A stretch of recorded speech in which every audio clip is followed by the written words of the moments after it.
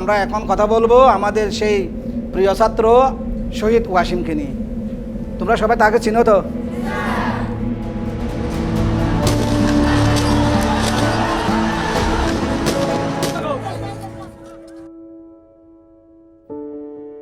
আমি হলো ভালো একটা শিক্ষক হব।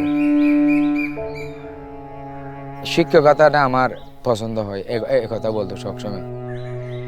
তো ওর একটা ইচ্ছা ছিল যে দেশ দেখবো। ও মিথ্যে কথা বলতে পারতো না, মিথ্যে কথা কারো কথা পছন্দ করতো না, মিথ্যে কথা বলতো না। আমার ছেলে আমার এখনো মনে করি ছোট্ট করে আছে।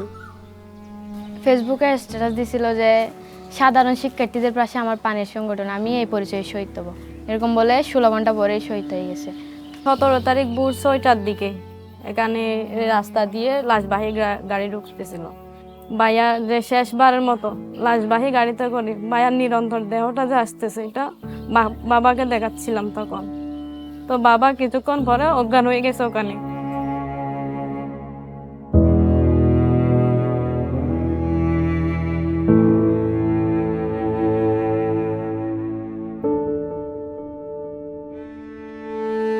মৃত্যুর স্বাদ সবারই বহন করতে হবে।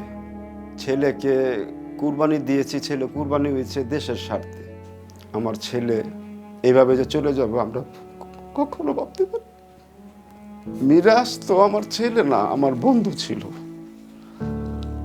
ও বুঝতো যে এখন বাবার পকেটে পয়সা নাই, ও বুঝতে পারত একটি বাবার কাঁধে ছেলের লাশ যেই বাবাই বহন করছে সেই জানে। আমার দেখতে দেখতে বৈশা রয়েছি তা যা, কিন্তু আমার ভিতরটা ঘুম যেরকম একটা কাঠের নষ্ট করে প্রতিটা মুহূর্তে আমার ভিতরটা এইভাবে টুকরা টুকরা।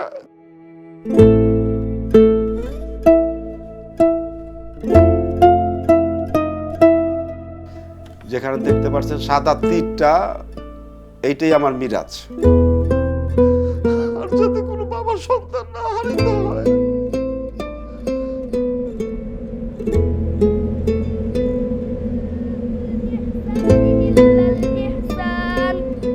فبأي آلاء ربكما تكذبان 18 পারা পর্যন্ত পড়ছে, মানে আর 3 মাস বাকি আছে। 3 মাস পরে মানে হাফেজা লাইনে চলে যাবে আর কি।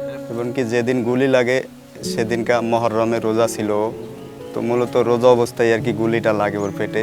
ও একটা বাসায় থাকতো, যেই কয় টাকা পাইতো এটা দিয়ে মানে আমার আব্বা আমার ওষুধ ভরি চলাইতো, আর আমরা যেটা ইনকাম করতাম এটা দিয়ে সংসার চালাইতাম।